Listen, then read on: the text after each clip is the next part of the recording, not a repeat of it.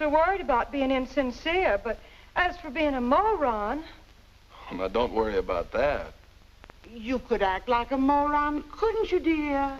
I could try. Oh, I'm going to dramatic school. Maybe they can teach me to be a moron. If...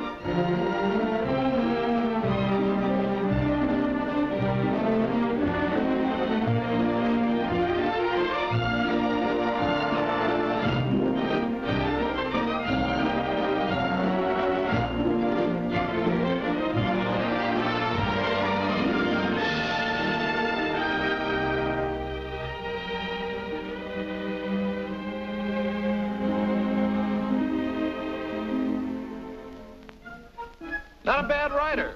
You think so? Mm-hmm. Good style, nice imagination. I think he's a very talented man. Well, thank you very much. Oh, it's nothing really. There's room B, room A. Wonder where room E is. How should I know? Are you going to the Waterbury lecture? No, I'm not. Let's find out where she's going. Oh. Excuse me. I'm sorry. Where's the Waterbury lecture, do you know? Aren't you Owen Waterbury? Yes, I am. How do you do? Follow me.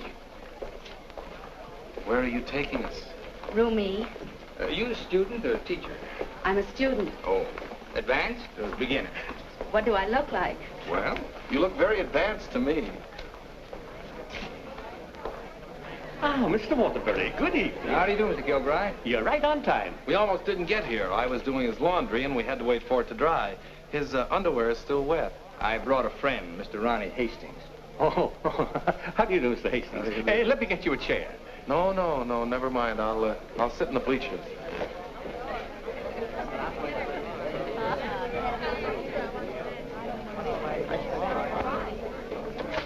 Hello. Hello. You going to be a writer, too? I hope to be someday. Well, this lecture should help you a great deal. He's a great writer, isn't he? Oh, yes. Of course, he gets most of his ideas from me. Excuse me. Yes? You're sitting in my seat. Oh, I'm terribly sorry. Good evening, Miss Gaylord. Hello, Mr. Scott. Anybody sitting here? Yes, Clarence Henderson. But he's out sick tonight. Well, then why did you make me move? Oh, Clarence and I don't speak. Oh, well... Attention, class. As I promised you, our guest speaker tonight will be none other than Owen Waterbury, author of the new bestseller, Last Year's Love. Mr. Waterbury. Oh, louder, louder. That's enough.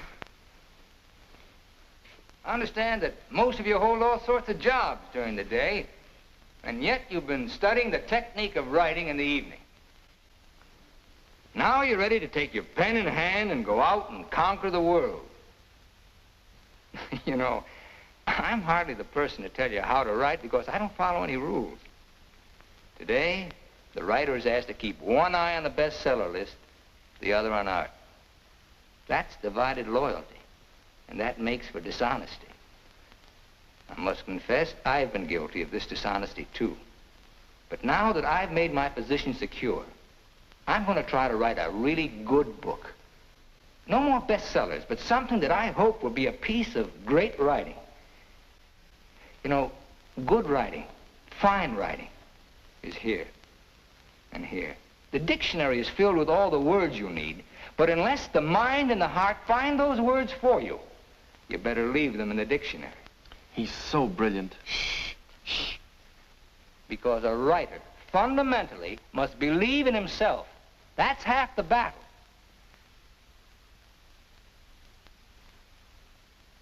I'd like to interrupt my little talk for a moment to say that I'm going to be in a position to help somebody here in this class.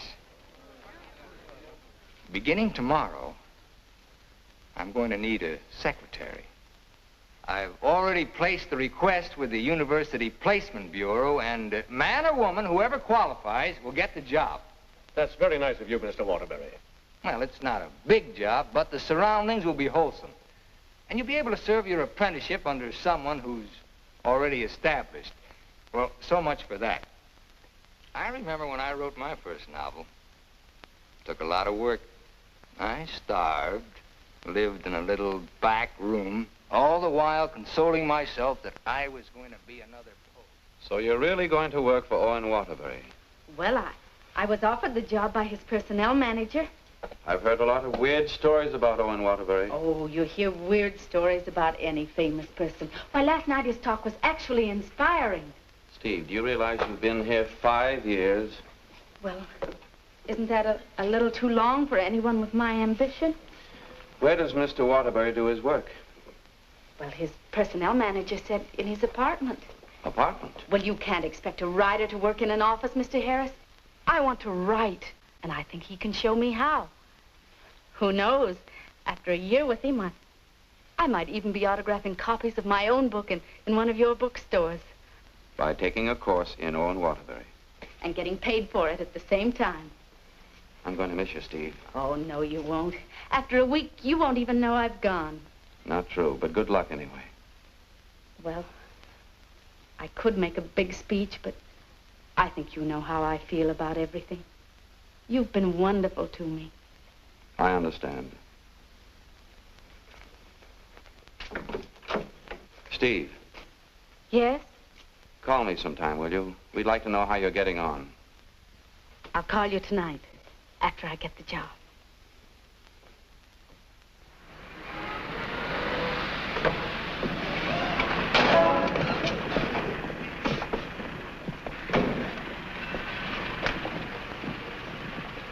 Why don't you watch while you're parking? Well, you can back up, can't you? You got to reverse. Never mind, Bill. Just save your energy for upstairs. Smart guy. Hand me the bag, Bill. Yes. I'll take it upstairs for you, man. Anything drives a cab these days. Apartment 3E. Thank you. Now, just remember, Bill, if he says one word that's out of line, just one word, I want you to bop him right on the jaw.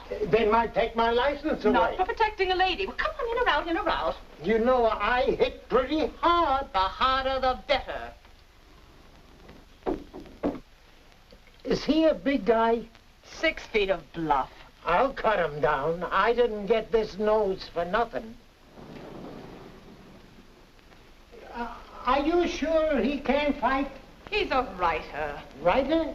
Fighter? Now, remember, if he just so much as opens his mouth... Don't worry, I'll shut it up. I got a bigger mouth than he's got. I've come for my things. And what's the objection? Evidently, he has none. Follow me, Bill. Now then, I want you to take all the things out of that drawer and put them into that bag. Yes, ma'am. No, not the drawer, just the thing.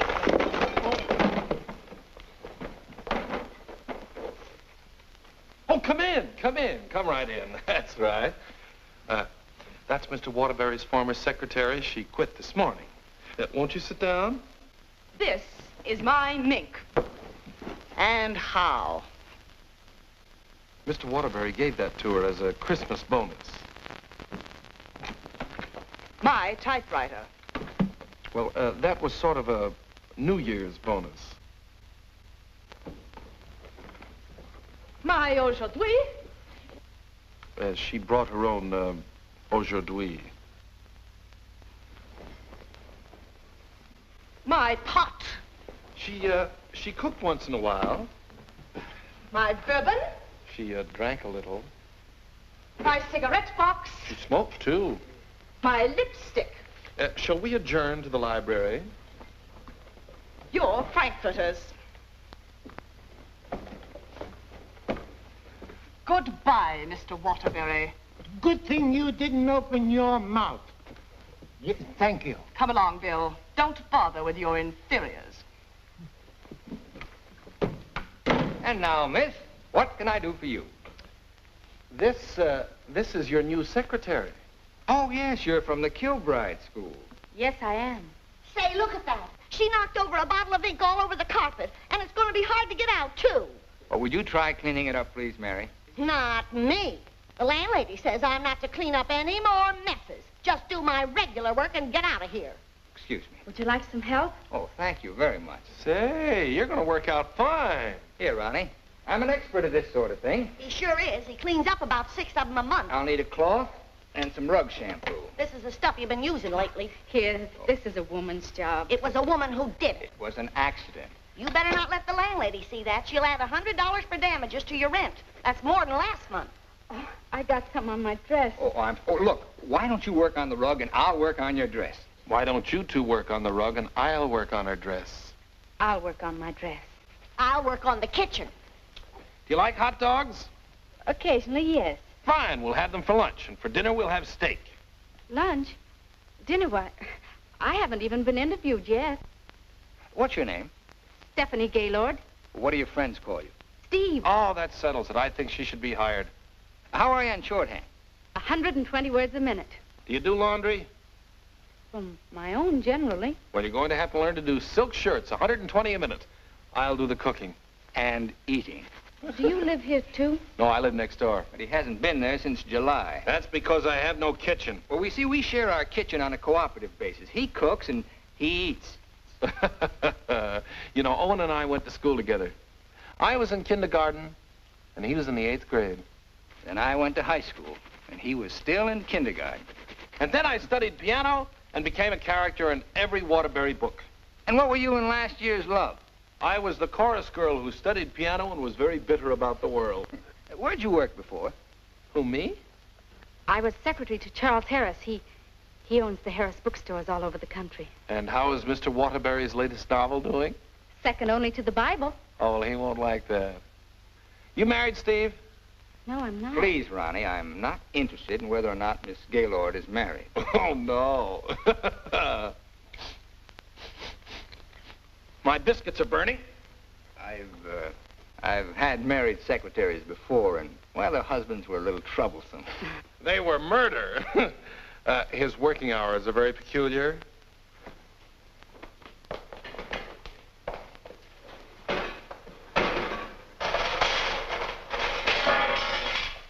Well, I think we've done a good job. I had such a different impression of what this job would be like. Oh, today was an unusual day. But after this, there'll be no more distractions. I'll go. We're going to work in an atmosphere of dignity and culture. Oh, it's your bookmaker. Mary, that man's here again. I heard you.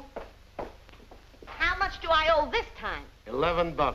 Don't you give me no more of your tips. That horse will come in next time out. Next time out, he'll be dragging a load of ice. Well, what do we owe you? $278 for Owen and $1 for you. Excuse me.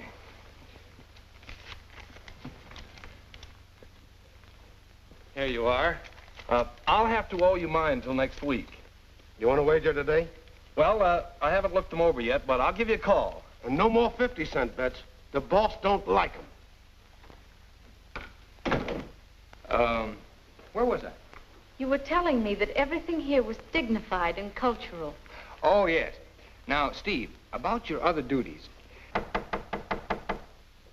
I'll go. Did you just have an interview with my daughter, Mary Hastings, about a secretarial job? Why, yes.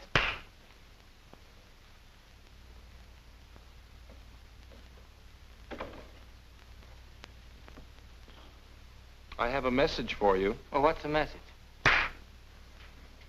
Mr. Waterbury, I don't think I want this job. Well, why not? Well, when you spoke at class last evening, everything seemed so refreshing. And when I read your novels, they They were filled with such quality and high purpose, and I'm afraid all that's spoiled now, so no harsh words, no hard feelings, just get somebody else. Well, if that's the way you feel, Miss Gaylord. Are you walking out on Owen Waterbury? Don't beg the girl to work for me, Ronnie. Just call the agency and get another girl. Now, you know you don't mean that. We both like this one. Are you going to let me out of here, or do I have to call the police? They're here already. I came for the rent. Mrs. Reeves, I just mailed you a check this morning. Oh, you always do that, knowing full well that I only live downstairs. Any damage this month? Oh, it's been a very, very uneventful month. Oh, the carpet again. Yes. Mercy! This fish belongs here. And this duck up here, you throw the whole room out of contour. Mrs. Reeves, if you'll excuse I me... heard some screaming just outside the door. New secretary? Well, yes. You being hired or fired? Miss Gaylord has just been engaged. Oh, too bad, Mr. Waterbury, because something moved in the apartment upstairs would just fill your every requirement. Well, unfortunately, Mrs. Reeves, the job has just been filled. Well, I want you to meet her anyway. Felicia! Coming, Mrs. Reeves.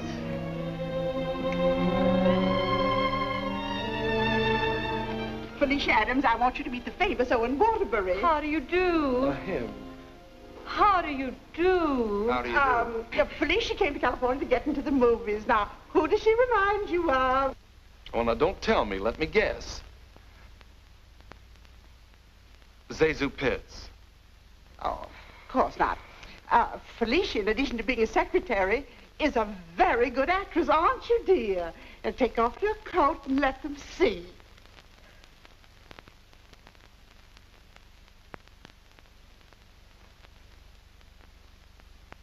She's got a lot of talent there. Oh, I thought you'd think so. I was a model back in Texas, but I came out here for a career. Daddy's financing me. A friend of yours?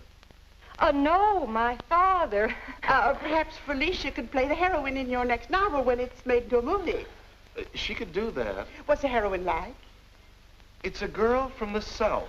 Why, I'm from the South. How perfectly coincidental. She's trying to hook a rich man. She's insincere and a moron. Well, what's worrying you? Well, I'm not so worried about being insincere, but as for being a moron... Oh, now, don't worry about that. You could act like a moron, couldn't you, dear? I could try. Oh, I'm going to dramatic school. Maybe they can teach me to be a moron. If you studied hard enough, yes.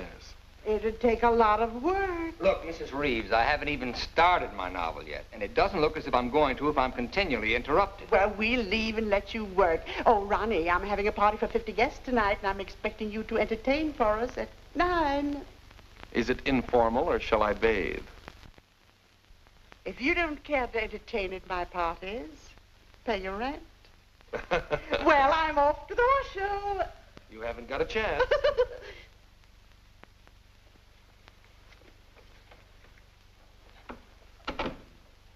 You know, ever since her husband died and left her 7 buildings, she's been a peeping Tom. Now, come on, Steve. Let's you and I prepare lunch. Look, I stayed only because I didn't want to cause a scene in front of your landlady, but I'm really leaving now. What an idea. What an idea. Take this down. Come on, take it down. Get your pad. Well, where's your pad? When you've got to have a pad, you can't start a job like this without a pad. All right, I'll find a pad for you, but I have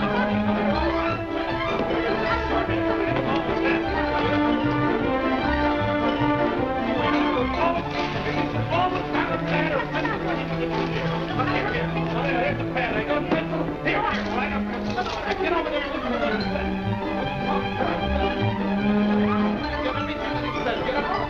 I need a pencil. Wait, I've got a pencil. Call this notes on my new novel.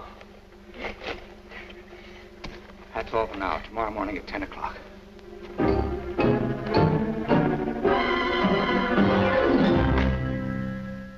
He's incubating. He's incubating at last. Come along.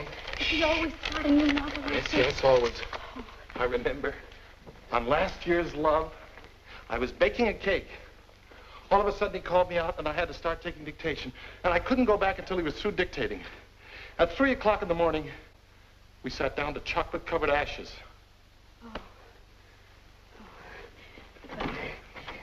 Well, I'll see you at 10 o'clock in the morning.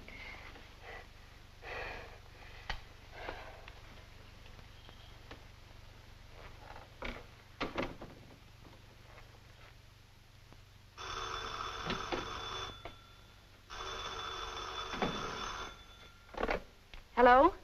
Hello, Steve. I couldn't wait for you to call me, so I'm calling you. How was the job? Well, I have to make an adjustment, you know. It's such an unusual kind of a job. I can imagine. He started his novel today. Oh? Interesting story? Well, he didn't get very far into it, but I'm sure it's going to be wonderful. He seems so excited about it. Look, Steve, let's have dinner one night this week. Well, I'll call you the first night I have free.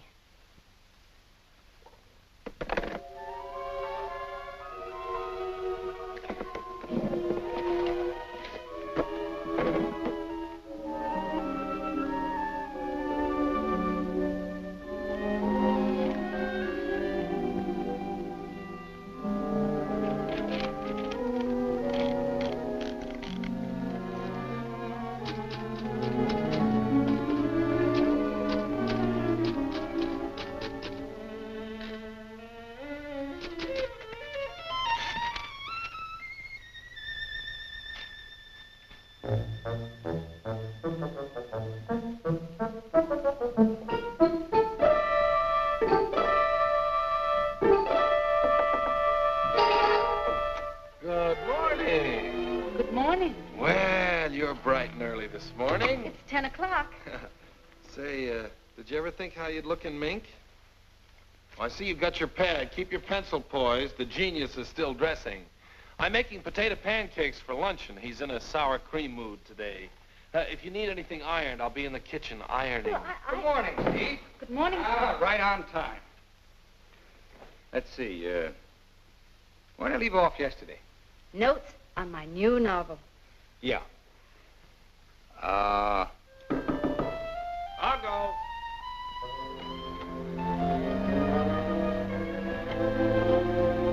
Hello. Hello. Hello.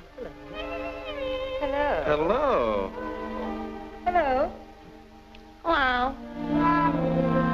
Now, where did I leave off? Notes on my new novel. Oh, yes. Make that Notes on My New Novel by Owen Waterbury. That's good. Oh, that's real good. Don't you think that's good? Oh, I like that. Chapter 1, General Introduction of Characters. Chapter 2. Well, I'll do Chapter 2 tomorrow. Chapter a day? That's swell. You sure you're not tired? Miss Gaylord, you stay here and answer the telephone. I'm going to the beach for some salt air. Well, be sure you don't bring any home with you. Right, boy. Let's drive someplace nice, like Santa Barbara. Well, honey, anything you say.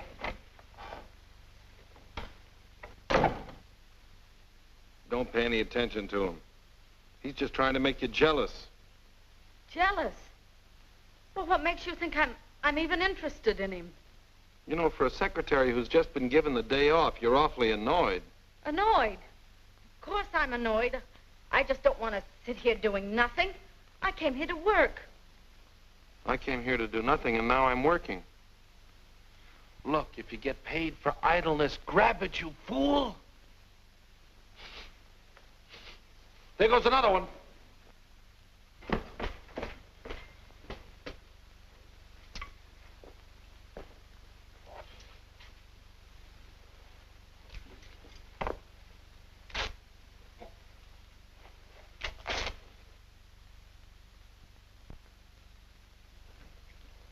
Look, I'd like to ask you a question. Yes?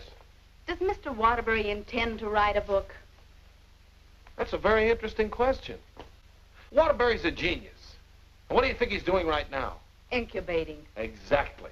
And whenever he goes through a mood like this, a great book comes out of him. I'll bet he does a lot of writing tonight. Why, honey, you're jealous. Look, I don't even know Mr. Waterbury. At this point, I'm not even sure I want to. Of course not, honey.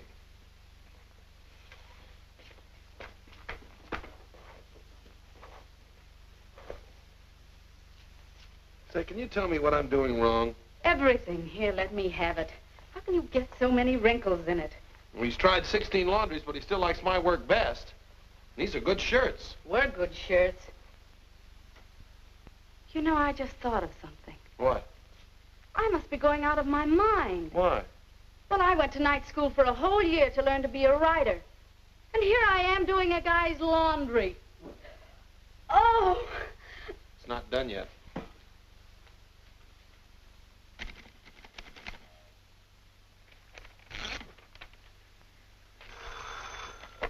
Hello? Miss Gaylord, this is Owen Waterbury. I want you to be here tomorrow morning at 9 o'clock. I've finally gotten the idea. Thank you. You know, Owen, I like that idea. Yeah? I don't think there's a horse in there that can beat him. Never.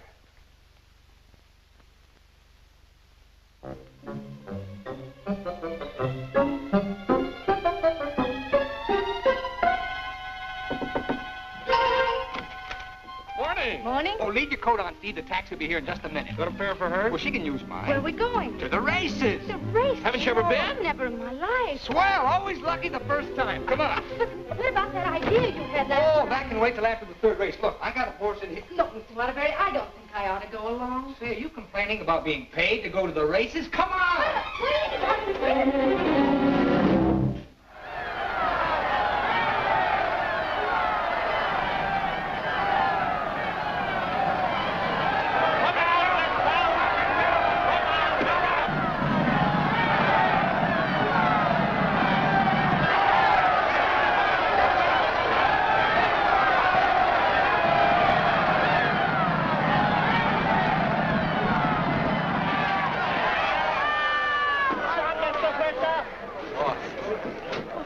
What happened?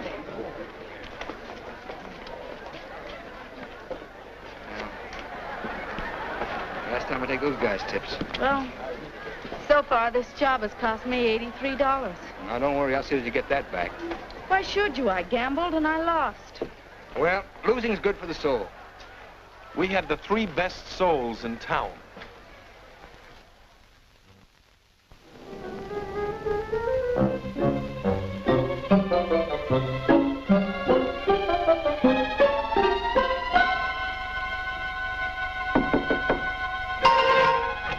Good morning. Morning. Well, leave your coat on, Steve. The plane leaves in 35 minutes. Plane? Where are you going? Las Vegas and get back your $83. Las Vegas? I can't go to Las Vegas with you. Well, are you objecting to being paid while working? Paid?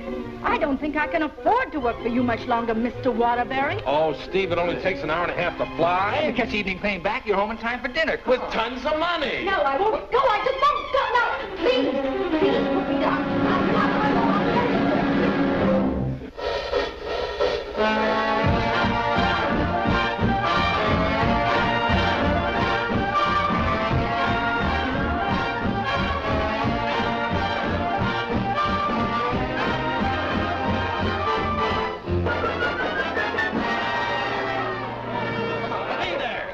You right here, right here. Oh, sorry, shooter. No dollar bets here. Where do you think you're going? Los Angeles? Hit the road. Come hit the road. on, baby. Here we go. Come on. For the easy way. What is your point? Hard way. For the hard way. Hard way for. Hard Come way on, for. baby. Here it comes. There she is. 4. 7, you lose. 7, you lose. Standing on my right again, huh? When are we leaving, Mr. Waterbury? Leaving, I'm stuck 3,000. But you said we'd catch the midnight plane. There'll be another plane at 2, darling. Next shooter, please. Grab Go, the guys. shooter. Go. Come on, let's go. I thought working for a writer was going to be so uplifting.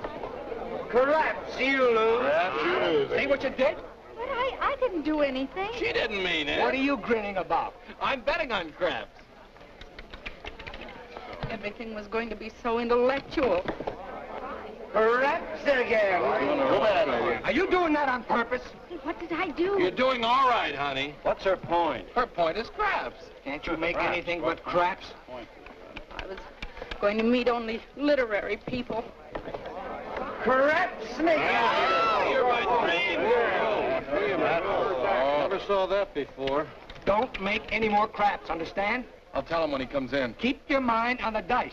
Put this all on 7. She's bound to make this time for once. You know, I'm writing a novel too, Mr. Waterbury. It'll be a honey, a 2 and a 1. Correct! Horse race!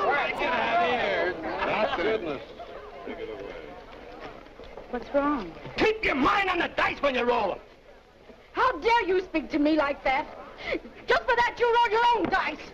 Craps again! $80, Rich! Come on, bring it in. Over here. Come on, lad. Money.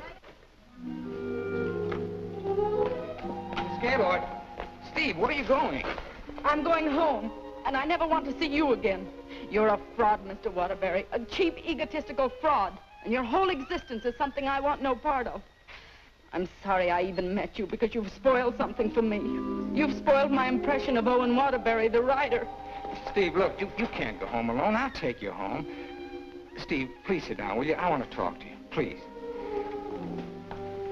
Steve, honestly, this gambling, it's an insidious thing. It changes a person. I'm really terribly sorry. Well, then why don't you put a stop to all of this and get down to work? I guess I'm afraid. Afraid of what? I'm afraid I'm not the great writer I started out to be. Instead, I'm just a commercial hack. Oh, no, you're not. Didn't you see how everyone at the university treated you with awe and respect? Why don't you write another love story? I'd be going backwards. Backwards? Stick to your last. You know the story of the clown who always wanted to play Hamlet? If you keep telling yourself you're a failure, you'll be one. If I try another love story, will you work for me? If you work, I'll work for you. Thank you. I'm poor again. I just switched to 7s.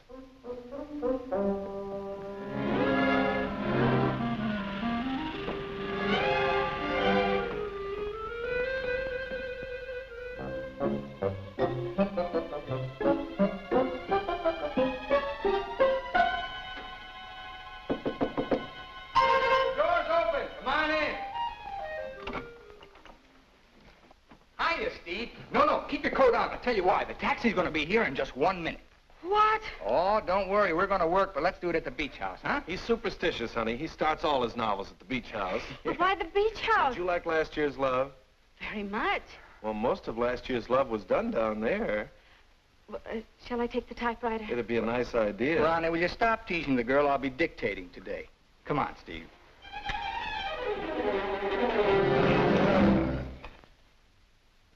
I'll dictate this in outline form, and then I'll polish it up later.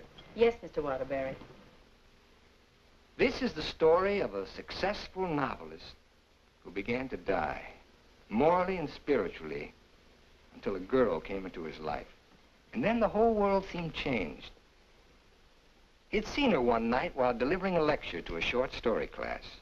There were so many faces looming up in front of him, but he saw only one, hers. Wistful, delicate, exquisitely beautiful. Without her knowledge, he arranged to make her his secretary because in that fleeting moment, in that single instant, he knew he was desperately in love with her.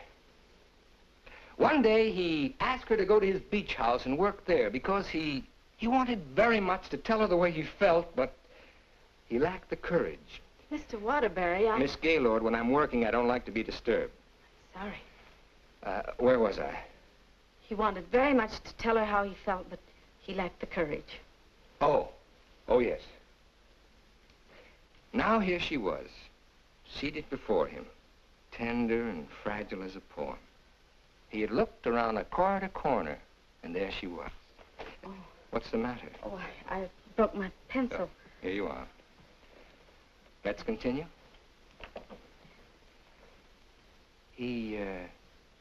He was tempted to take her up in his arms and sweep her to the summit, but he didn't dare. He knew very little about her, yet there was nothing else he needed to know. As he strode up and down the room dictating, he looked toward her polka dot necktie. What's the matter with you? Nothing. Oh. Where was I? Polka dot necktie. Oh, polka dot necktie. He was impressed by the loveliness of her hair, her soft blue eyes, her delicate mouth. A breathing, living thing that made him exalted and inspired. He wanted to take her in his arms and smother her with kisses and drown himself in the beauty of her soul, but he was a coward. How do you like it? It has possibilities. Suddenly he threw caution to the winds. Leaned over and kissed her. She melted in his arms and offered no resistance. Wordlessly, they held one another in silent embrace. Oh! You've got the wrong girl, Mr. Waterbury. I'm really leaving you this time, and don't you ever try and get in touch with me again. I don't even want my salary check. You can save it for the next victim. And if I ever see one of your books again, I'll burn it!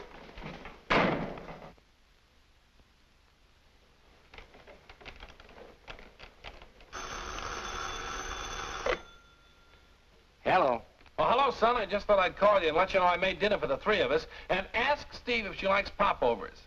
Steve's just quit. Yeah. I'm dictating a harmless little scene. Suddenly she takes offense, slams me on the couch with a hammerlock, and walks out. Is she insane? Well, I'll call the agency and get them to send over another girl.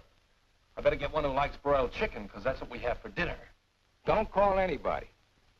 I'm not going to go to work for a long time.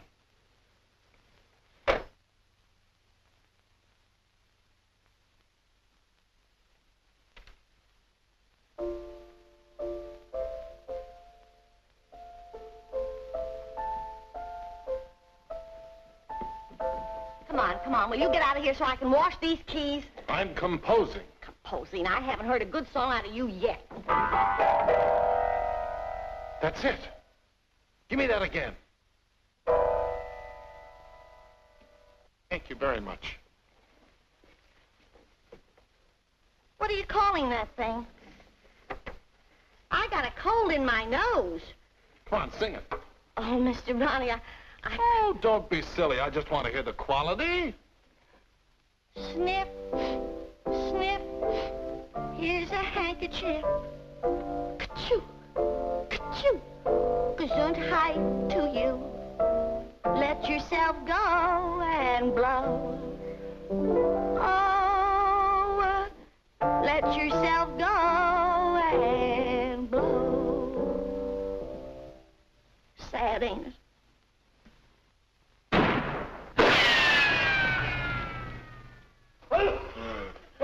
I have to have some water. Some water. Water in the kitchen. Well, I can't go in there. The place is on fire. Here, listen to that. Oh. You and your cooking. You and your popovers, they don't pop, they explode. Call the fire department. The fire department, they just put water over everything. I can't.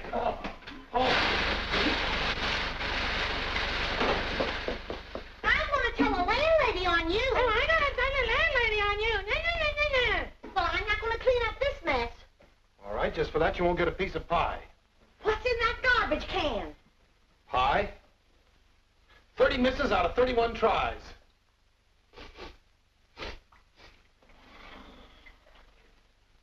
$31 misses.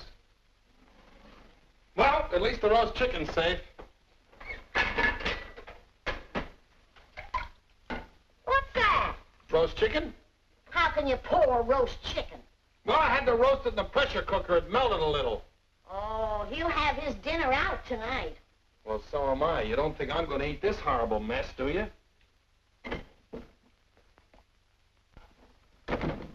Hi, Owen. Hi. He has a nice roast chicken for you, Mr. Waterbury. Give him a glassful. Mr. Waterbury, I think it's my duty as your servant to tell you what just happened in the kitchen. Oh, now, Mary, why don't you go home? Mr. Ronnie set fire to the kitchen. I don't care if he sets fire to the whole apartment. You see, Tattletale? A lot of good it did you. I'm going to tell the landlady on you, and you too. Well, what happened down at the beach house? Will you stop asking me silly questions? I told you on the phone. She quit, that's all. Well, she had some nerve. Well, I don't need her. There's a lot of other secretaries. Of course there are. Just as capable, efficient, and just as cute. Sure. We never did find out how good she could type. Well, I'll call the agency and get another secretary. No. I got a better idea. What you gonna do? I'm gonna pack. Where you going? New York, change of environment. I'll work better there. Gonna get rid of the apartment? Yep. Well, what's gonna happen to me? What should happen to you? That's a very unfair question. Boy, I'm not gonna let a little thing like a secretary throw me off balance. Never in a million years. I got a life to live, too. Wonderful, beautiful, exciting life. I got a book inside me, a great book, full of intensity and scope. Boy, you know something, Ronnie? I'm glad this happened. I'm down to earth now. What happened? Well, you can still use it. Elsie called. She's, sorry she quit in a huff, and she apologized for the cab driver. See? That's what Steve will be doing tomorrow. Calling and apologizing, but I won't be here.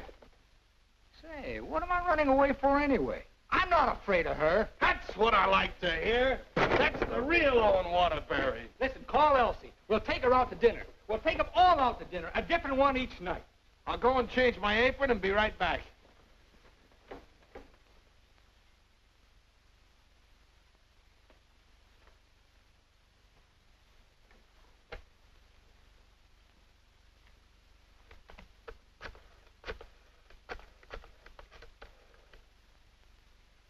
Bryan Detective Agency?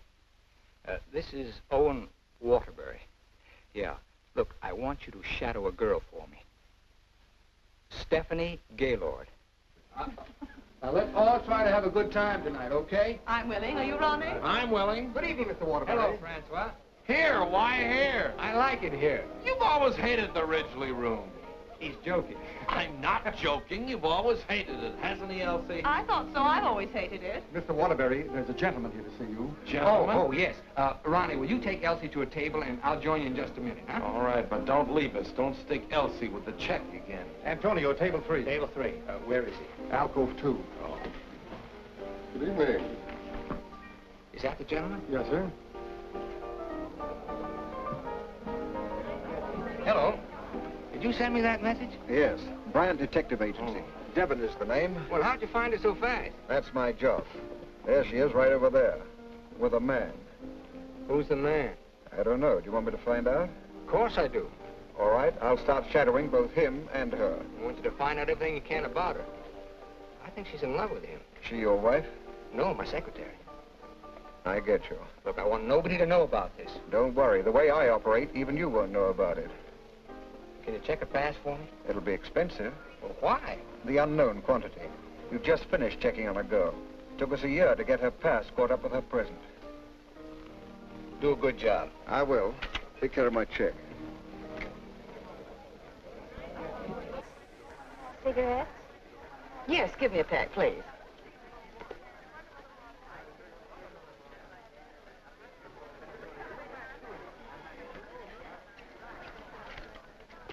Thank you.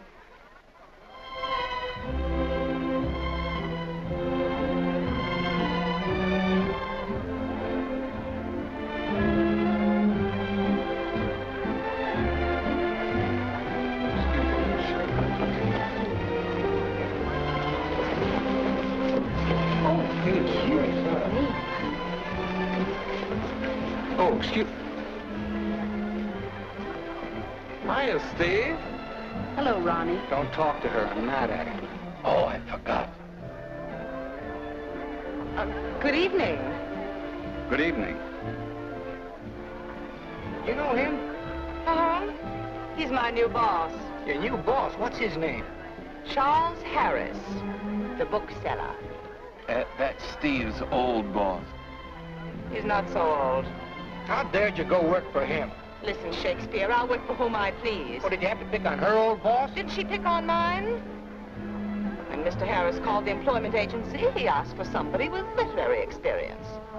How did you qualify? You used to work for Waterbury. Steve, with her principals out with her ex-boss. What about Elsie? Who's she out with? We're talking about Steve and her principals. Leave mine out of it. You know, I bet Harris hired you just to spy on me. Well, you're not very complimentary. I happen to be an excellent secretary. When did you learn to type, dear? Has he been questioning you about me? Only the normal questions about my experience. You didn't talk, did you? Ronnie, will you stop looking at everything as one big, long laugh? Oh, I've got a laugh for you, lover boy. What? They're going to be married. They're what? They're going to be married. Where are you going? I want to talk to her. Your order, please. A broiled chicken. Yours? Well, I'll have a glass full, too. Hello. Good evening. Mr. Harris, Mr. Waterbury. Well, congratulations. I just heard the good news. What good news? How about you marrying Stephanie? May I dance with the bride? That's entirely up to her, isn't it? May I? Thank you. Not at all. So she decided to get married to the wrong guy. Are we going to dance, or are you going to dictate a novel? Oh, now why should a nice, intelligent girl like you marry a man she doesn't even love? For your information, I'm not marrying anyone. Oh, well, now I respect you. You respect all girls who decide not to get married. Going back to work for him? Is this a quiz, or are we going to dance? Well, it could be both. Say, how would you like your old job back? Better terms? Not interested. I'll throw in a bonus. Marriage. Mr. Waterbury, you talk about marriage as though it was something cheap and vulgar. Who else but Owen Waterbury would invite you out for the evening and dance with another girl? I would. Say, why don't you pay him back and dance with Mr. Harris? I wouldn't think of dancing with my boss. This is me you're talking to, remember? Well, I mean, not until I'd worked for him. For a few days. Well, that's a nice sentiment. Steve, you're in my arms at last. I'm holding you at last. We're dancing. You may be dancing, but I'm holding you. Oh, like the tide, you go out, but you also come in. Owen Waterbury, you're the most maddening man I've ever met. Listen to me, Steve, I love you. Everything I dictated at the beach house I meant, but it was too much of a coward to say it out. I love you, Steve. Marry me. Take a chance. This is me, the author with beautiful words, but I'm stuck. All I can say is, I love you. Marry me. Your chicken, madame. And your chicken in the glass, sir.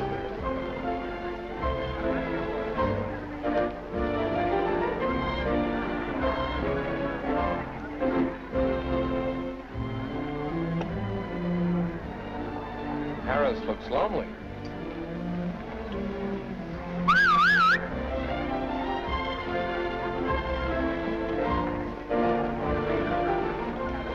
Mr. Harris, this is Ronnie Hastings. How do you do? Won't you sit down and have a glass of broiled chicken? Thank you. I think I will.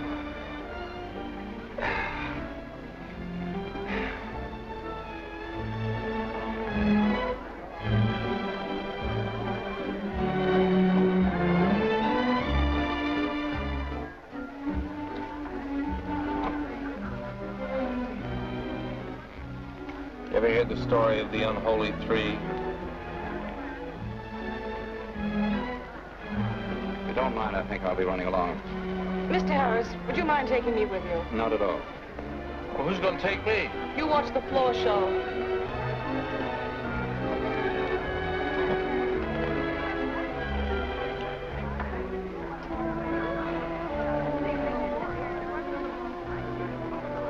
Want to dance? I love it.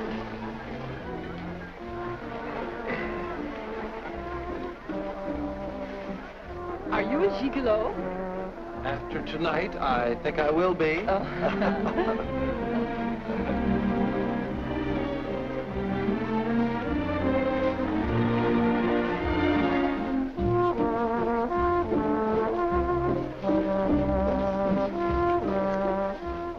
life's strange. When one gets up in the morning, one never knows what one will be doing in the evening, does one? Oh, dear.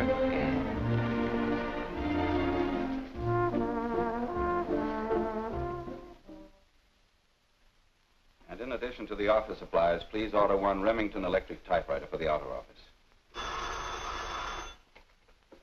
Mr. Harris's office. Just a moment, please. Hello? Yes. What? When? Thank you. Goodbye.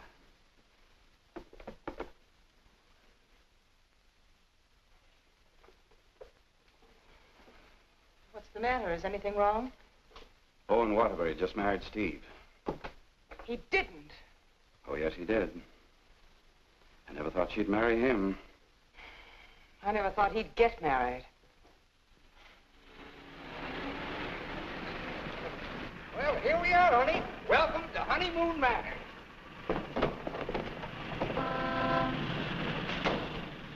Congratulations! Hi, Ronnie. May I be the first to kiss the bride? Or am I the first? I'm not a very wide-awake bride. Honey, let's get some sleep, and then we'll go over to the beach house, huh? How long you been driving? 24 hours. Las Vegas and back. Oh. Hey, whose bags are these? Oh, those are Felicia's. As soon as I told her the news, she decided to move out. It's a good idea.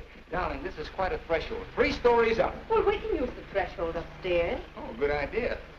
Hiya, Felicia. Congratulations. You did very well. She certainly did. I'll get you moved in as soon as I get her moved out. Okay. Why don't you try the building next door, dear? Driver, old lady's home. Whoop. Hello, Mary. Oh, I'm so happy for both of you. Well, thank you, Mary. Very sweet of you. Yes, darling. Hello, darling. Hello, dear. Votre bagage, madame et monsieur? I made a wedding breakfast. Spaghetti and meatballs. Look, Ronnie, well, I know you're trying to be helpful, but, well, this is our honeymoon, and, well, we'd like to be alone. Oh, sure, sure. Say, Steve, be nice to him, will you? He's my only means of support.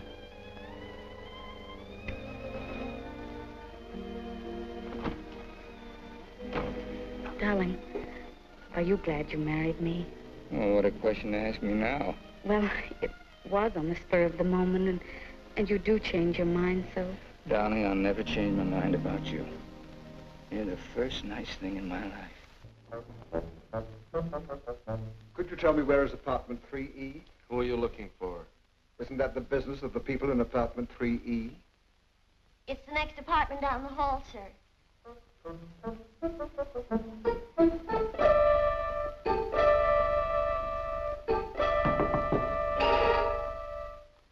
I beg your pardon.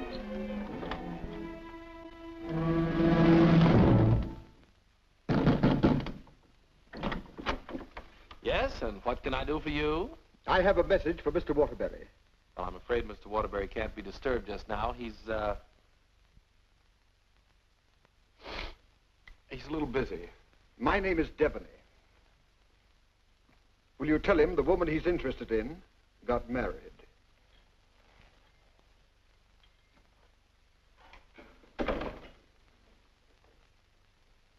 Hey, Owen! You got a minute? Ronnie, what is it now? There's a fellow was outside, said his name was Debney. He had a message for you. I don't know any Devneys. He said the party you were interested in got married. Well, congratulations. So did I.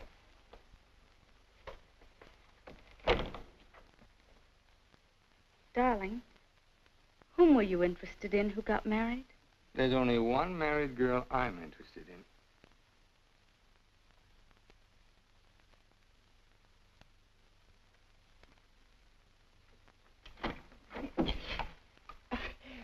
You tell Mr. Waterbury I want to see him right away, and I mean immediately. Owen! Horrible Hannah's here. We call you that affectionately, dear. Now what is it? Oh, excuse me. I didn't know your secretary was working late. They're married. Married? Well, as his wife, she might as well be in on this. Just what can I do for you, Mrs. Reeves? I've come for the rent. But I paid you the rent on the first, Mrs. Reeves. I've had to make a new rule, Mr. Waterbury. I don't take bad checks. When'd you make that rule? Since you moved in. Darling, do you happen to have $485 in the bank? I think so. Well, could you write me out a check till I get this thing straightened out? I can't understand how my account got so low. That $6,000 for the crap game? Oh, yes. And the $2 for the marriage license? One has to live. Thank you, dear. Thank you, Mrs. Waterbury. I never thought I'd ever call anybody Mrs. Waterbury.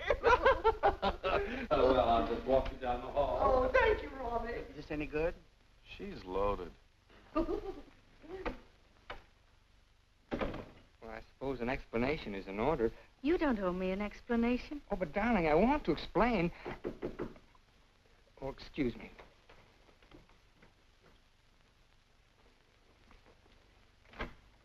Hello, Owen. Oh, hello, Dick. Congratulations. We just heard. Well, thank you, Bertie. Congratulations. Thanks a lot. Oh, darling! Well, won't you come in and sit down? Oh, yes, thanks. Darling, I want you to meet Mr. Fulton, my publisher, and Bertie. This is my wife. How do you do? So nice knowing you. Owen, you're not thinking of a prolonged honeymoon, are you? Oh, no, we're just going down to the beach house, and, well, I thought I'd dictate my honeymoon. Good idea. You know, there's a deadline on that novel. It's got to be made. You know why. Well, I'll have it ready, Dick. I'll count on it. Would you like a drink? No, no, thanks. We're double parked downstairs. Come, dear. How's Ronnie? Oh, still eating. Same old Ronnie. Yes, Bertie's told me about Ronnie. She says that when he dies, he'll ask the crematorium to baste him slowly on both sides. You know Ronnie? Oh, of course. I was once Mr. Waterbury's secretary. Well, thanks an awful lot for coming, Dick. Happy honeymoon. Thank you.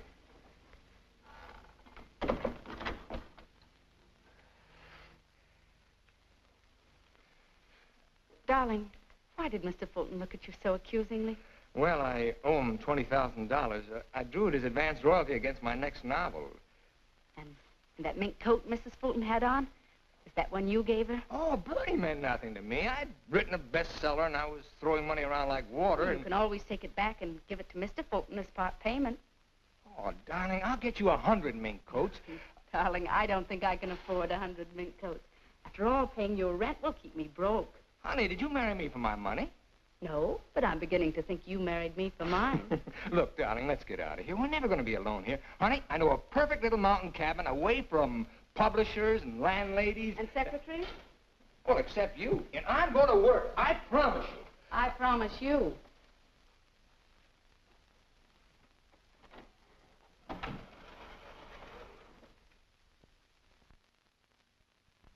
How long did you work on this book, Owen? 4 months. I'm rather proud of this one, Dick. Where's Mrs. Waterbury? Oh, Steve's down at the village getting groceries. She wants to prepare you one of her special dinners. Well, I'm afraid I can't stay for dinner. I have to catch that next train back. Dick, let's drop the suspense. How'd you like the book? I'm going to let you have it right between the eyes, Owen. You don't like it? I hate it.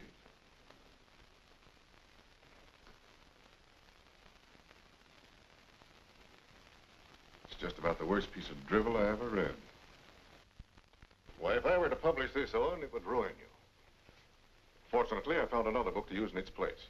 What's the matter with me, Dick? Am I through? Of course not. Every top-flight novelist has a bad book in him. But how am I going to pay you back your money? Well, don't worry about that. I'm sorry, Owen. Darling, I got some of that wonderful venison. Why, hello, Mr. Fulton. It's so nice seeing you again. Miss Waterbury. Do you like venison? Well, I'm afraid I can't stay. Oh, why not? I've got some very important business in town. Well, I'm very sorry. I was going to fix you one of my special dishes. Oh, I'm sorry. Well, some other time. Goodbye, Mrs. Waterbury. Goodbye, Mr. Fulton. Goodbye, Owen. Goodbye, Dick. He doesn't like it. No? Do you think he's right? He's always been right. Until he married Bertie. Oh, what's that got to do with it? Well, maybe he's changed. Ever think of that? Maybe he sees you through different eyes. Oh, you talk like a fool. Owen, let's face it. Your book is now being published by a man who sees his wife in your arms on every page. He thinks that girl in there is Bertie in you. You're a child. Bertie meant nothing to me. He doesn't realize that. And he's still a human being, even if he is a publisher. And he's a man. Let's get away from here tonight. Tonight? Owen, you blame me, don't you? Oh, not really, Steve. It's just that it's so distracting to have a man's wife as his secretary, too. I've got to try another book fast, and now I'm going to have to get myself another secretary. So I'm fired, is that it? Oh, Steve, it'll be better for both of us if I work by myself. It'll give you a chance to work on your own book. I'll make dinner.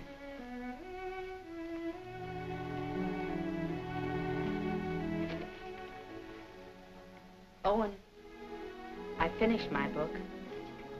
Oh, you did? Well, I'd like to read it. It's been on your dressing room table for 2 weeks. Oh, well, I'll read it on the train. Don't bother. Oh, you're hurt. No, I'm not. You call and get tickets for the train and send Ronnie a wire to get you a new secretary.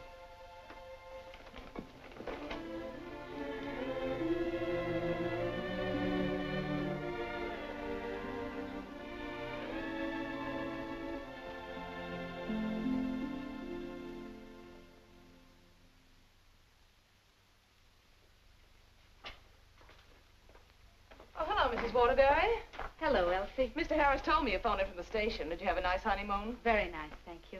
It must be lovely up at the cabin this time of the year. Yes, it is. A Waterbury original? His last.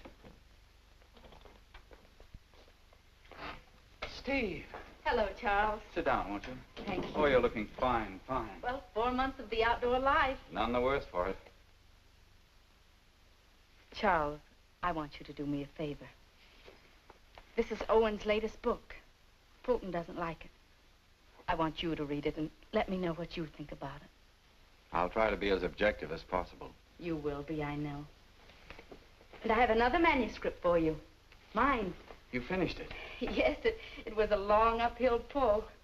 Oh, I've changed the title so many times, but I finally decided to call it Dawn's Yearning. What does Owen think of it? Owen hasn't read it yet. Oh? He hasn't had time. He's been busy writing. He couldn't concentrate on it. I'll be glad to read both of them. Thank you, Charles. Goodbye, Steve. Goodbye, Charles.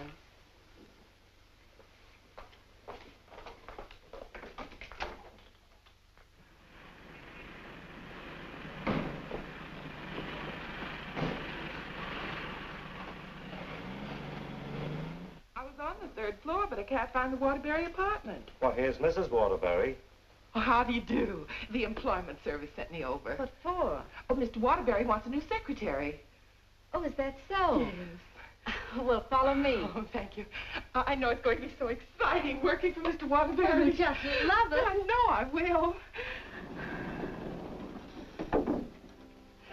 You know, this is such a rush call. I hardly had time to dress. Your dress is beautiful. Oh, thank you so much. You know, I make my own clothes. Oh, really? Yes. Come in. Come right in, Miss, what did you say your name was? Hilda Schneebacker. Miss Schneebacker. Owen, darling, this is your new secretary. How do you do? This is my husband, Owen Waterbury, and this is Ronnie, our next-door neighbor. How do you do? Can I get you something to drink? Have you any beer? Well, I should say we have. And we have pretzels, too. I could just drink a barrel of beer. What did you ask for on the phone? I thought they knew our account. Dope. Oh, don't bother.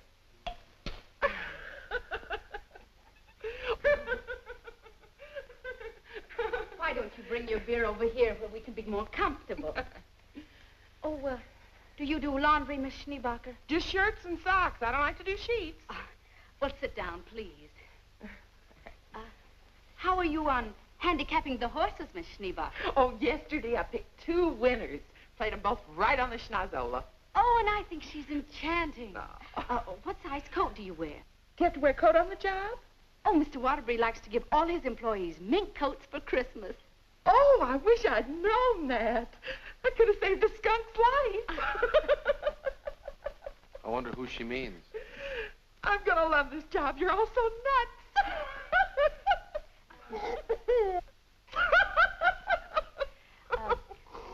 Do you object working late hours, Miss Schneebacher? Not at all. A room with a girlfriend. I haven't seen her since New Year's.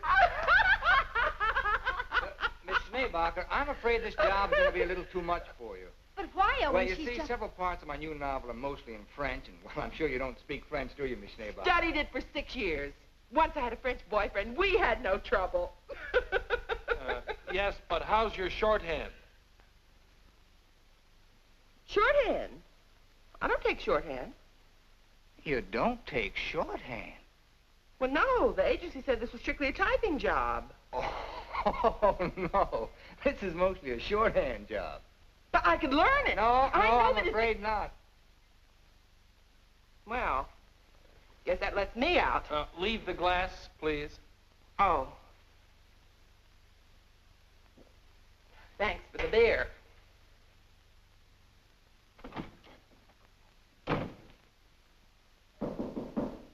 That must be the next one. The next one? I told the agency to keep sending them until we said when.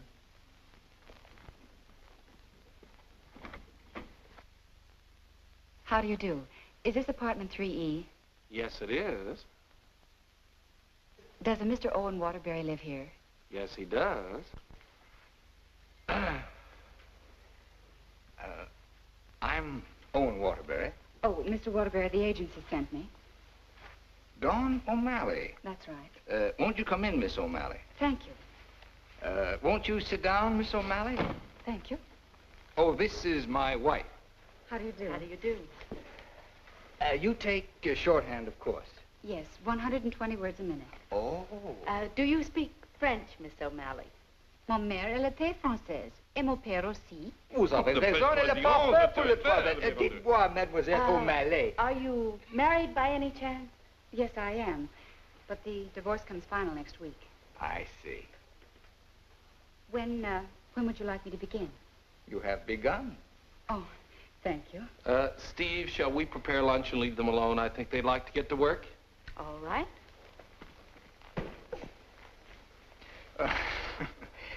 Tell me, did you ever work for a writer before? Yes, once about 3 years ago. But I'd rather not talk about it. Oh, well, why not? Well, he asked me to work late one evening and began getting a little fresh. So I called the police. All I want to do is work. I guess the publicity ruined his career. But he deserved it. Don't you agree? Yes, I do.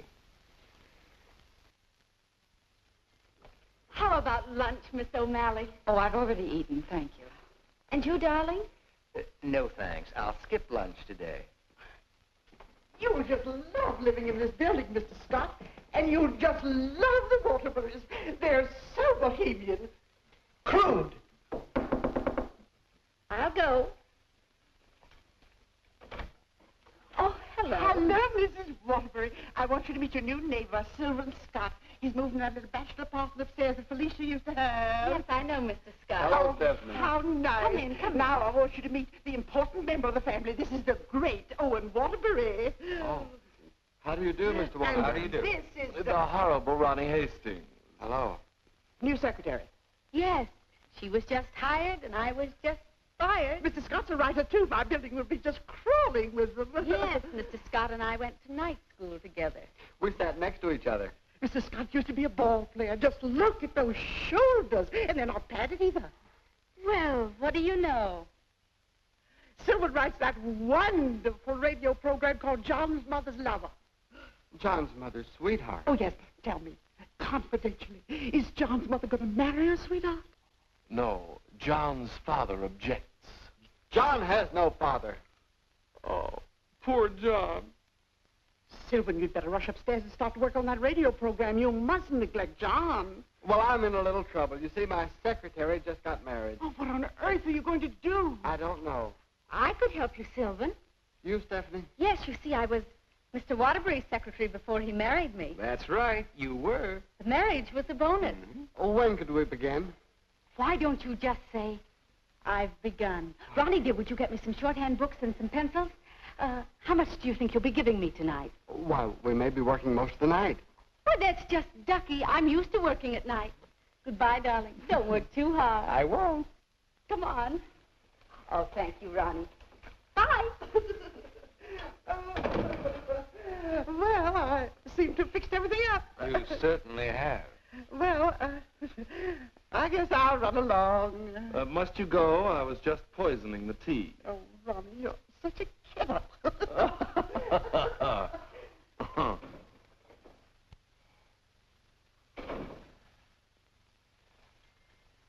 You know, you're gonna really like it here, honey child. Watch your hands. I don't tolerate familiarity from anybody, and I mean anybody. I once ruined a man's career, and don't you forget it. Miss O'Malley, you may have the day off. Why don't you make it a year? But I haven't even begun yet. Oh, that's all right. You get paid just the same. Oh, well, all right. What time tomorrow? Oh, any old time. Suit yourself. But I don't understand. Well, how about noon? All right. Thank you.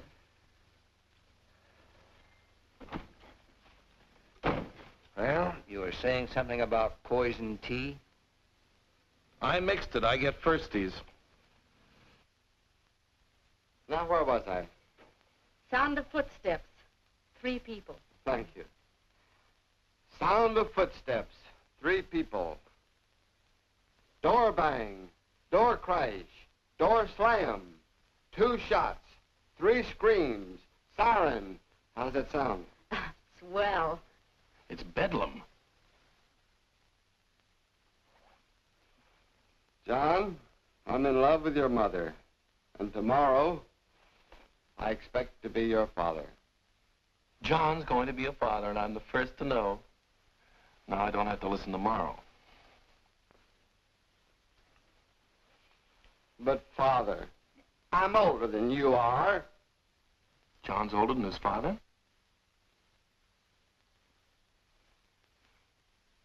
What happened? That's what I'd like to know. I don't know. But don't you worry, Miss Waterbury. I'm not going to do anything.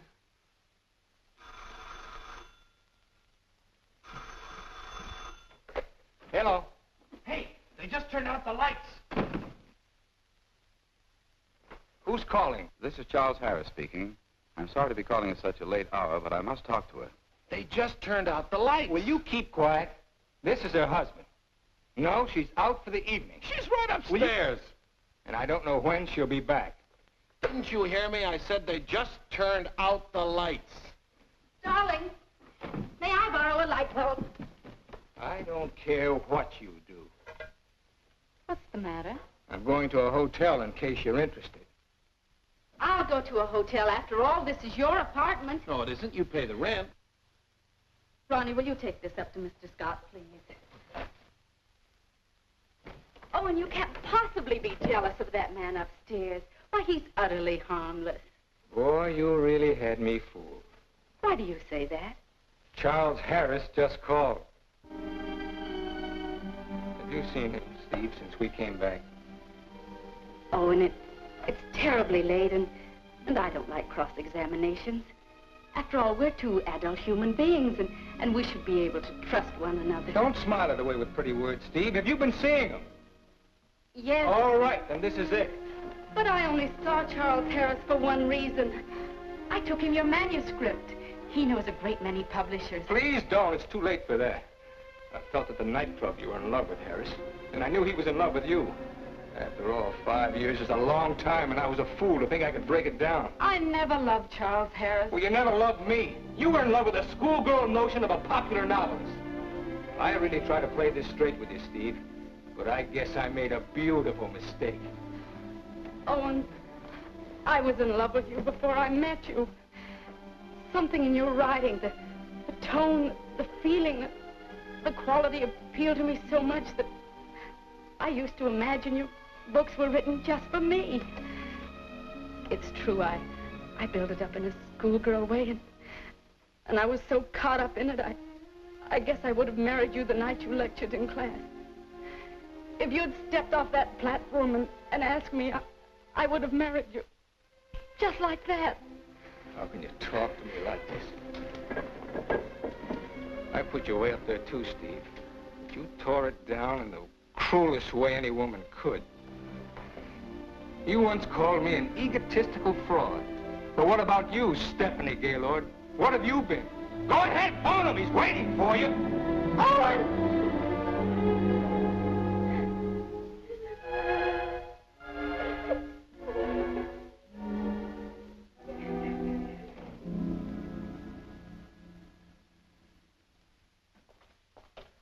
Good morning, Mrs. Waterbury. Good morning, Elsie. I have an appointment. Yes, I know. Mr. Harris has a surprise for you. Won't you come right in? Steve. Good morning, Charles. Stephanie Gaylord, this is Mr. McNally, Mr. Hudson, Mr. Burke of the Literary Times. How do you do? How do you do? How do you do? So you are Stephanie Gaylord. Sit down, Steve. This is a big morning in your life, Steve.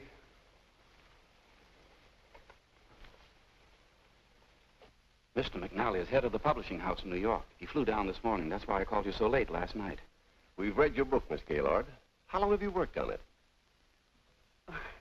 About 5 years. I'm recommending it for the McNally Winslow Award for first novel by an unknown.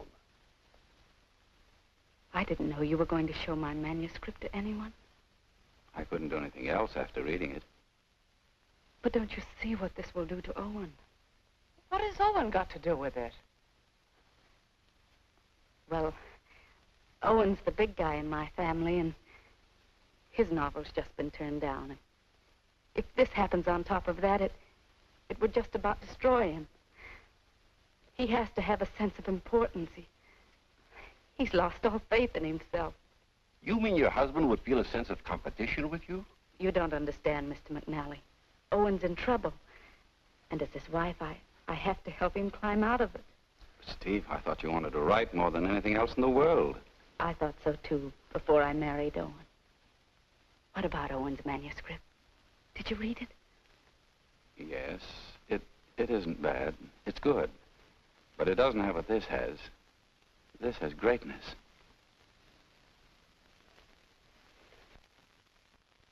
Thank you very much, gentlemen. Steve, please sit down. I want to talk to you.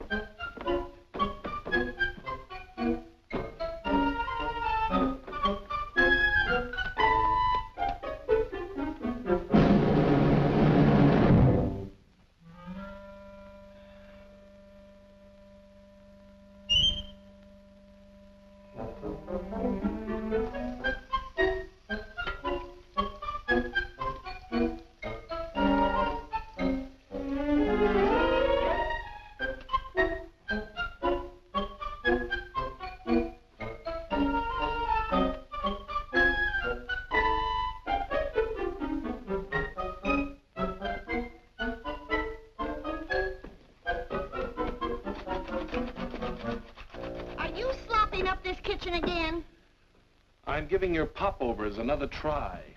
Well, give me time to call the fire department. No, Miss O'Malley. That's not the line I gave you. I'm sorry, Mrs. Scott. All right. Let's try it again. Yes, sir. John, Mother, I've changed my mind. I don't like your sweetheart. Mother, well, I like him. That's all that matters. John, as your son, I refuse to approve the marriage. Mother, you're not marrying him. I am. How does that sound? Stinks. Amen. Mr. Hastings, I must say you're distracting. You know, you shouldn't be using Mr. Waterbury's apartment or Mr. Waterbury's secretary. Well, Mrs. Waterbury isn't here, and I've got to get the program out. Why don't you work in your apartment? She won't work upstairs. Well, then why don't you work without her? I can't. I'm a dictator. Dear, why won't you work upstairs? I don't work in men's bedrooms. It's not a bedroom. It's a bachelor apartment. My husband was a hotel manager. One room is a bedroom. 2 or more is an apartment. Sylvan, she's got you there. Oh, come on, let's work. Hello, Mr. Waterbury. Yes, what can I do for you? Remember me? I'm Devaney of the Brand Detective Agency. Oh.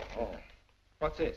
A bill for $845.62. For what? For shadowing and delving into the past of one Stephanie Gaylord. But I married her. We've shadowed married women before. Hi, Owen. Get rid of this guy. You want me to call the police? I am the police. What's this doing here? That's my laundry. Do you expect my wife to do your laundry? Say, that's a little large for you, isn't it? That's Mrs. Waterbury's laundry. That's mine. Well, take it and get out of here. And as for you, Mademoiselle O'Malley, you're fired for taking dictation from somebody else. Well, that suits me just fine. I wouldn't work for you even if I did like your horrible writing.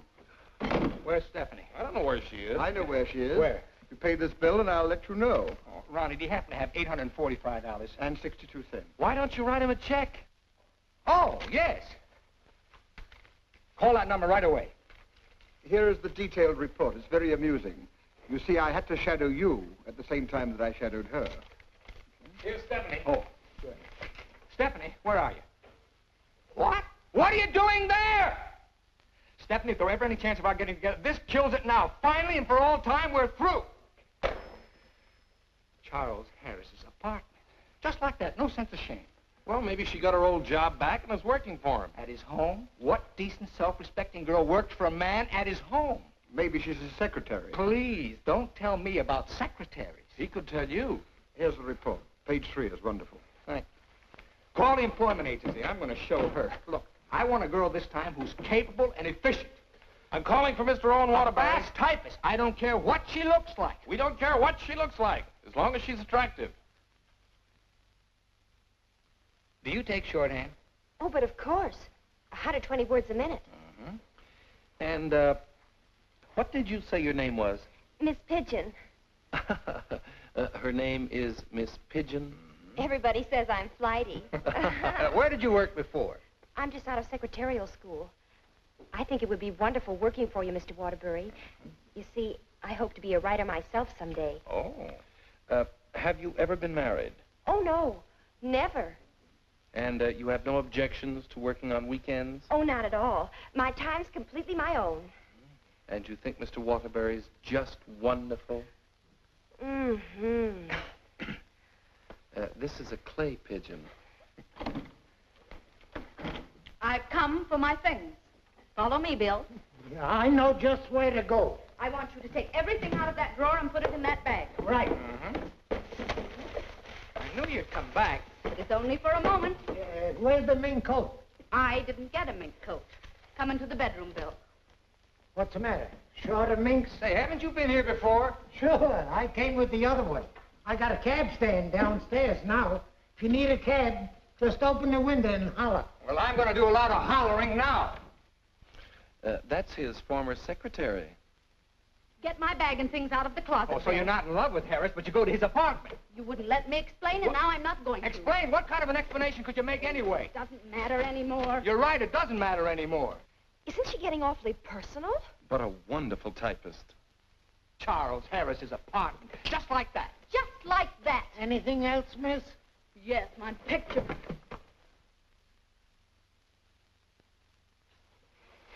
If I were a man, If you were a man, I'd ask you to step outside. Go ahead, hit me. I dare you. Did he slap her? I should say not. She slapped him. I've known all along why you've resented me. It was because I liked your novel and I told you so. You think you've wasted your time. That's your tragedy. My only tragedy is you. I'm going far, far away from here, and I'm going to write a book about you. I'm going to call it The Heel and His Victim. That's a very horrible title. It'll do. Goodbye, Owen Waterbury. And don't you ever try and get in touch with me, because I want no more of you. And that goes for me, too. Where's Miss Pigeon? She, flew the coop. Where do you think Steve's going? I think she's gonna marry Harris. Harris, I'd like to see that little worm. I'm going to. Now, where are you going? I'm so mad I could get married. You know, I think I'll have to. Well, whom are you going to marry? It'll be a female. That's about all I can say.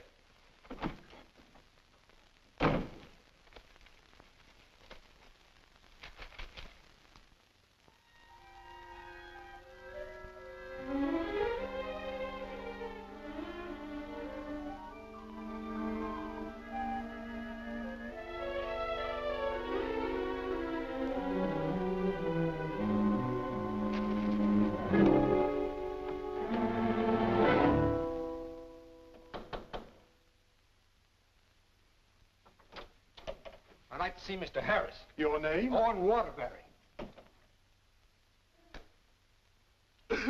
Excuse me, sir. And excuse me. I didn't mean to disturb you and my secretary. Your former secretary. Oh, I didn't know you were in the middle of dictation. Your sarcasm is quite uncalled for. Of course, I don't have to tell you what I think of a man who behaves this way with a secretary. You keep out of this, Elsie. Look, Charles and I are going to be married. Congratulations. What? Just where does that leave my wife? How do you suppose she's going to feel about this? She's in love with you, you know. You never deserved as fine a girl as Stephanie anyway. You know, Harris, I've always wanted to tell you that I really think you're a crude person. Your motives are very obvious. You've given me a lot of grief ever since I married Stephanie, and I came up here to tan your hide. So put up your hands and defend yourself like a man. Oh, you can't nobody's hide. Oh, listen to me, you fool. Why do you think Stephanie came up here in the first place? Because she wrote a novel and Harris wanted to have it published. But she didn't want that. She was afraid it would hurt your vanity and wreck your marriage. She wanted him to help you instead. Oh, look, I've read your last book, the one Fulton turned down. It's grand, it's exciting, it's wonderful. Fulton's wrong. He's just jealous because of Bertie, and it's all your own fault, Mr. Great Guy. You know, someday Stephanie's going to be a better writer than you are. That's my opinion, and you've always valued it. Here, Stephanie's novel. Read that and really get jealous. You know, you're not going to get her back. She's gone away, and it serves you right. I hope I kicked a little sense into you, but I doubt it. Goodbye, Mr. Waterbury.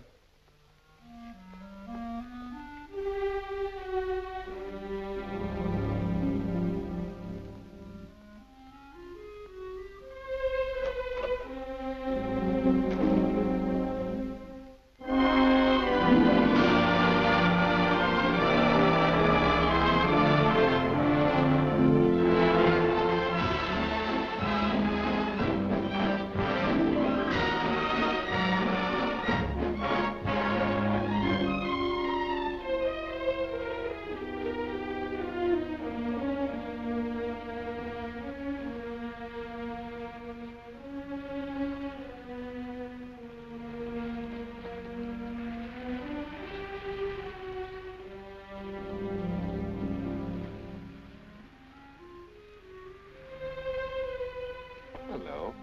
Owen Waterbury? Yes? I've got to serve you with these papers. What for? Suit for divorce from Mrs. Waterbury. Thanks.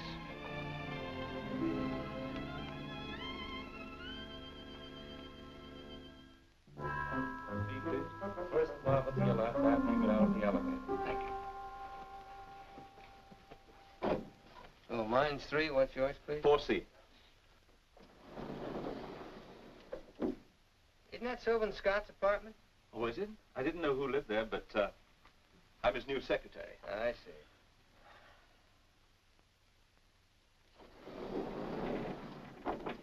Good luck.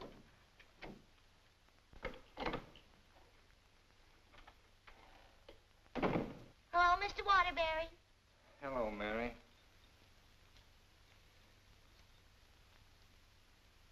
You want a drink? Well, I guess so. Mary, did you see Ronnie around? Well, I haven't seen Mr. Ronnie in about 3 days. But I heard Telly got married. Married? Gee, that's funny. He didn't even invite me to the wedding ceremony. Me neither. Ronnie gets married. I'm getting a divorce. Did you know that, Mary? Mrs. Waterbury's divorcing me.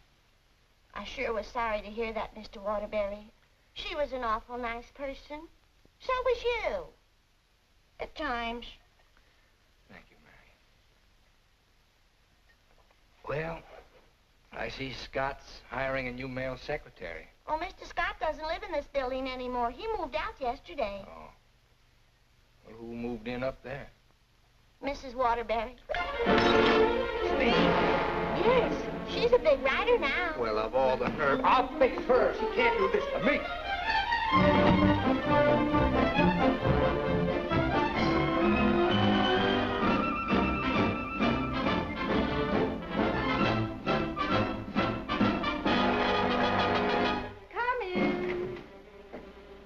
Yes, what can I do for you? Out.